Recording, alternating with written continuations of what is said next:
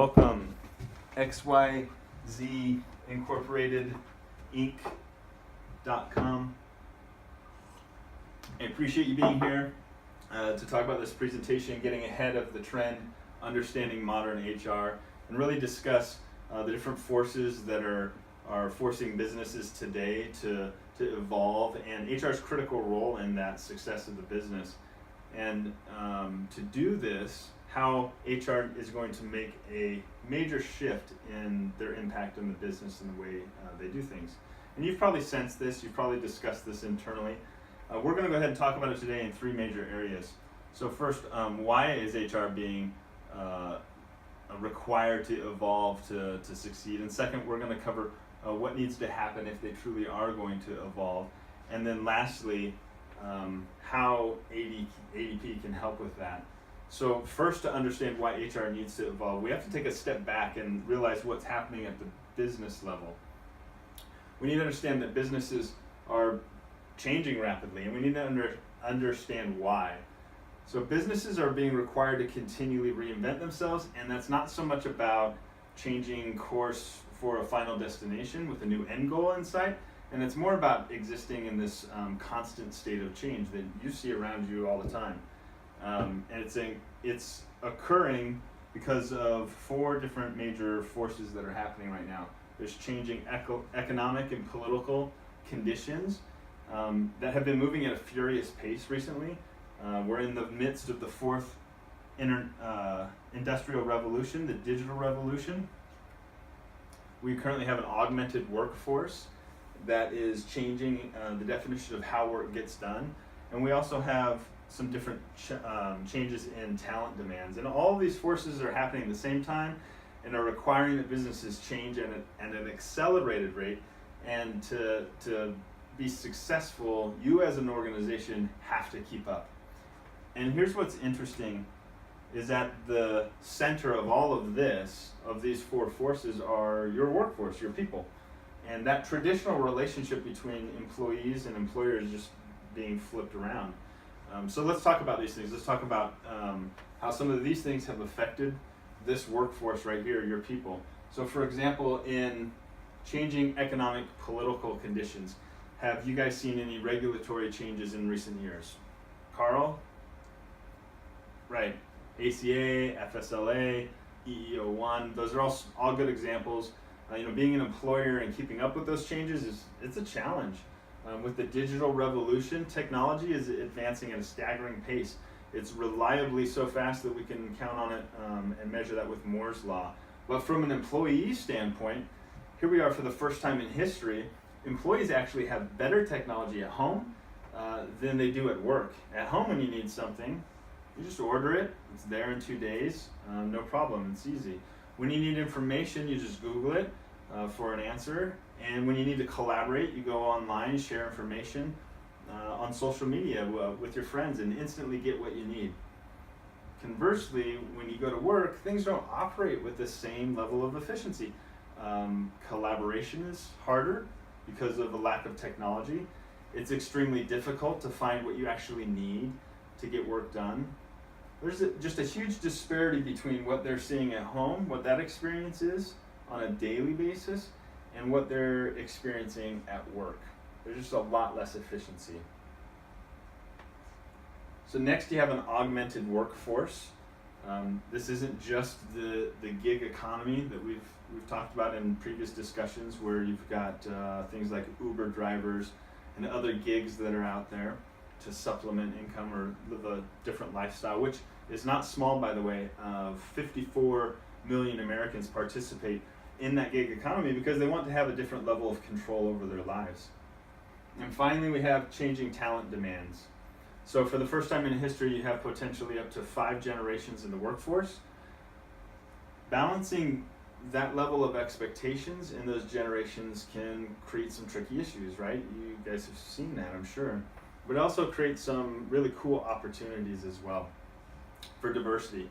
And everyone has felt the impact of the millennials, who, by the way, in 3 years will make up 50% of our workforce. So purchase all your participation ribbons and trophies now, get those ordered.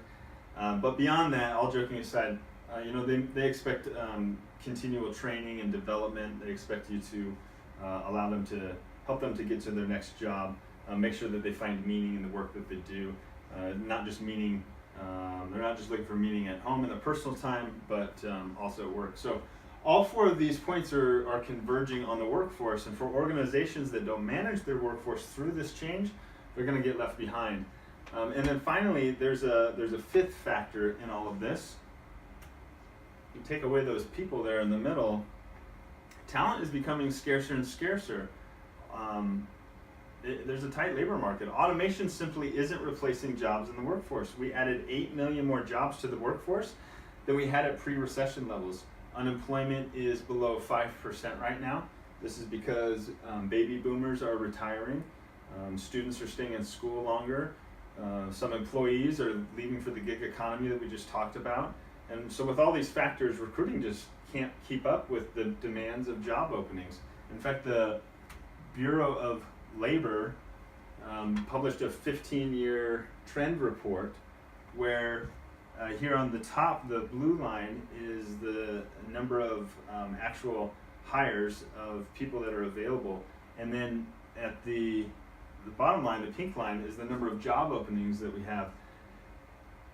In 2015, this is the first time that these two lines have inversed, where we had the number of job openings actually exceeded the number of hires we have available. So right now what we're facing is a talent challenge, and this isn't going to improve as, again, those same factors of retirees and younger people staying in college. And we're seeing this with blue-collar workers. Blue-collar companies aren't able to bid in jobs because they can't find workers to fill the jobs. In fact, that's hit home right here in Idaho. It's so much of an issue that one of the candidates for Idaho governor here, Tommy Ahlquist, used it as one of the pillars of his political platform. So you can see that HR is more important in business than ever. But why? We've always thought that through more technology, we're going to be able to eliminate people, to slowly replace people. I mean, hopefully you saw the new Blade Runner, right?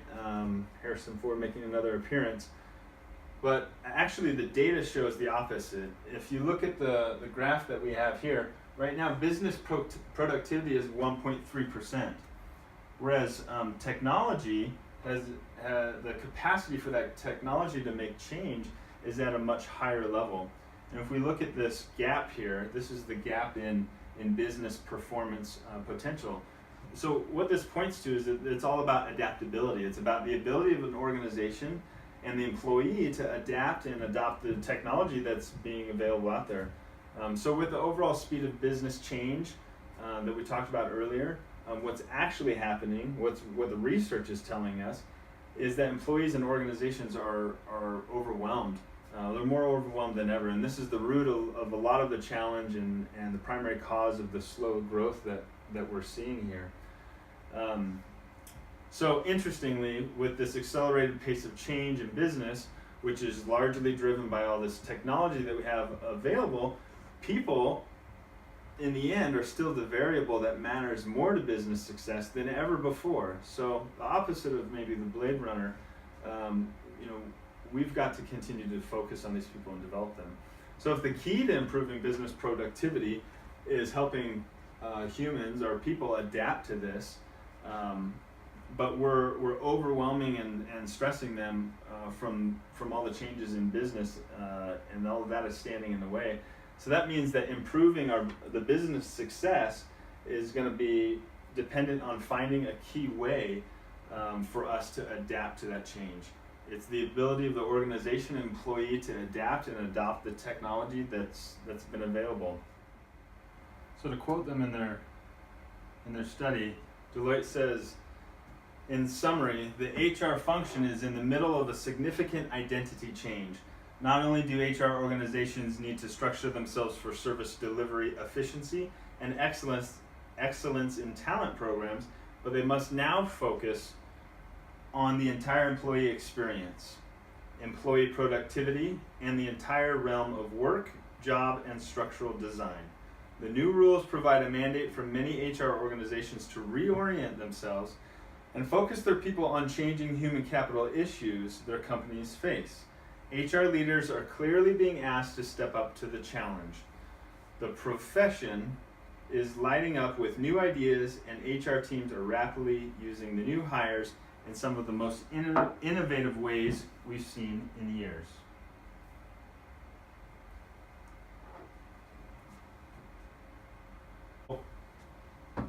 Quote that kind of helps us tie that together. If you take some time and read into this, you'll find an interesting balance of topics of how can we rely more on technology, not less, but explore new ways to inspire human experiences. They talk about things from how do you enable networks of teams inside a workforce or organization.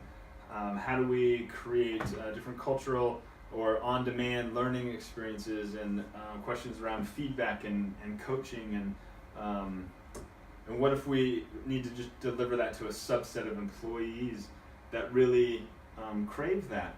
How do we take our leaders and empower them? Just because they were good in a sales role doesn't make them natural-born leaders. So how do we develop those few that are not?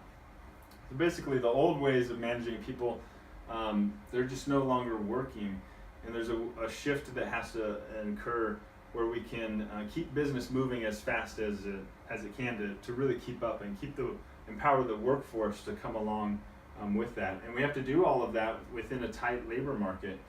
So this is really forcing HR to evolve, to become more nimble and partner with businesses that are inside of this change. And if you want to dig deeper, feel free, go ahead and read the Deloitte study and find that interesting. I can share that with you after the fact. So what does an HR department need to really become to address all the issues that we've discussed? So the first thing that needs to happen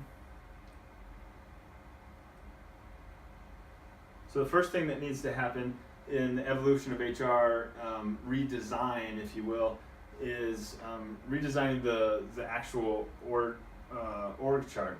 So what we're looking at here is the current HR org chart and what it looks, and it's primarily set up to address the client service model, what we call of an organization, really serving the employee. But as we talked about earlier, we need to actually move away from this current model, and we need to do something new to address all the changes that are going to really happen, that we have to empower the workforce with. So on this, let me call out this dotted line. Up above this dotted line right here, you have HR programs and business consultation. So those are more of the strategic functions of the business that we've been talking about so far. And under the dotted line, the HR operations and transactions. Those are activities that have to go on because, well, you're a business. So benefits, compliance, all of those processes that you guys do on a daily basis without much reward, frankly. And the spheres here are showing how much time is spent in each of those realms. So you can see with these different roles what they're doing. And the generalists here are really the people in the organization that are carrying out the programs and the transactional activities that are associated with what's really been put in play by the HR specialists over here. And the HR specialist job, primary job, really is to design programs that meet the specific needs of the organization. They're the subject matter experts, right? And in the middle, you have the HR leaders. Those are the ones giving the directive. They usually have a seat at the executive table. But you can see that they still get caught up in some of those transactional businesses. They get their hands dirty sometimes. And all of that is actually pulling the team away from spending time where Deloitte just said it would be most impactful for the business. So instead of being in a business consultation mode like this should be. So let's take a look of what change would look like if we were to shift that. So if we were to actually shift and reallocate those activities, the HR generalist role would actually, this outside ring is moved over to more of a specialist role. And we would need more people in those specialist roles that are creating designated programs to cater to the needs of the employees and the changing business. And if you go back to the HR generalist circle here, yes, they're still doing transactional tasks, but if you look where that line draws, they're actually spending more of their time now on more of the strategic functions of the business, and they have a significant business impact, and they're spending less time on the client service model. And then moving over to the HR leader sphere, now they're completely out of the transactional activities from a day-to-day basis. They're spending their time on an HR model that really helps bring the organization into this new state where business is in a constant change.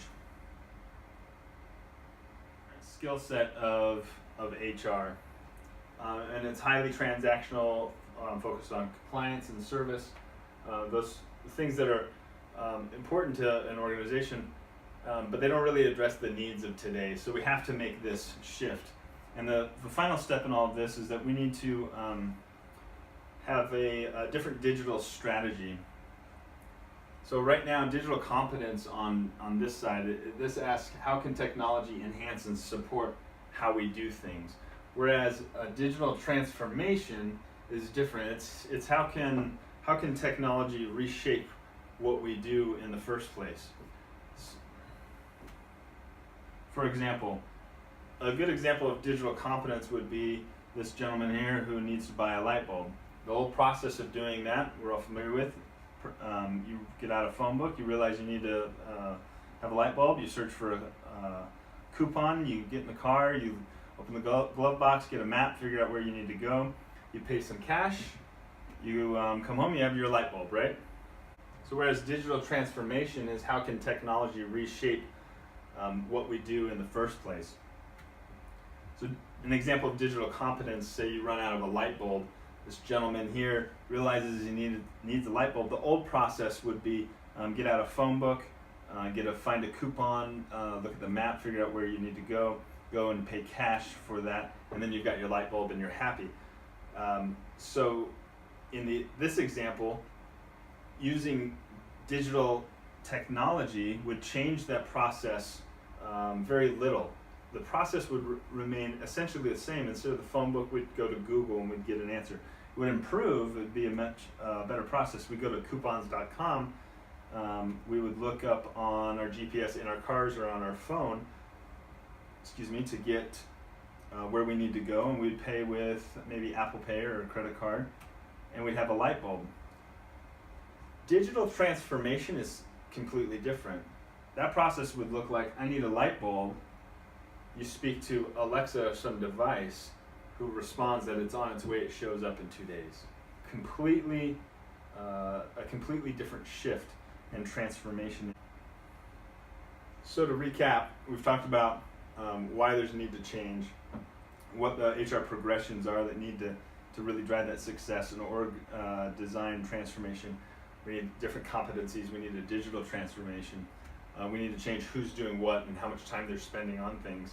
And next, if we're going to be spending our time in those areas, do we have the right competencies? Do we have the right skill set involved to be able to drive that home? And then finally, do we have the right digital strategy in play? Are we focused on embracing digital transformations versus the light bulb example of just digital competency? So this is where ADP comes in. Let's talk about how ADP can help. First of all, why ADP? I'd like to point out with 530,000 clients, we have access to data that can't be matched, and we can help you leverage that data in your business. Second, we have talent focused on the future. We have the right talent in play that is forward-looking towards the future of HCM and what your organization is going to need. And then lastly, we believe that a layer of people, of humanity behind, that it provides a level of service and support that really brings this technology and these things to life. So what we've done is we've developed an ecosystem of technology and products that allow clients to change and transform and evolve in any situation. So let's talk specifics. How do we need to partner with you? So we discussed this slide and that we need to replace the org chart, and we actually need to replace those activities with something that's more strategic with the organization, that frees up the organization's time to take on new challenges, new initiatives. So what ADP will do will actually help you make that shift so that you can focus on those activities. In fact, we can take that one layer even further with shared services, or a layer of people that really enable your specialist, your HR specialist, to focus and create these programs. Let's get the HR leader out of the tactical challenges in the business, and then that upskill transformation that needs to happen within your organization. Let's talk about how ADP can help that transition as well. Remember, the skill set today is really focused on these transactions, compliance, service, and in reality, those are crucial to an organization's success. You can't really leave that skill set behind. However, as the HR team refocuses its skill set to employee experience, culture, talent, then we backfill that skill set that was once their primary focus. The product categories that you see backfill the old skill set are the systems and services at their core support, handle transactions, compliance, employee services. So all of these products here can take those tactical things off of your HR staff, allow them to develop and focus on more skills to help them become more effective at the things that are critical to business development in this rapid change. So at ADP, we're here to help create a digital transformation.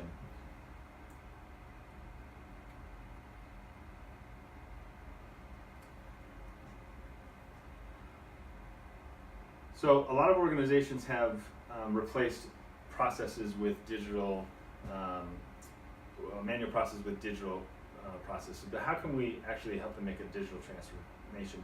Since there really are three things that you need to enable that transformation. First of all, you need some expertise.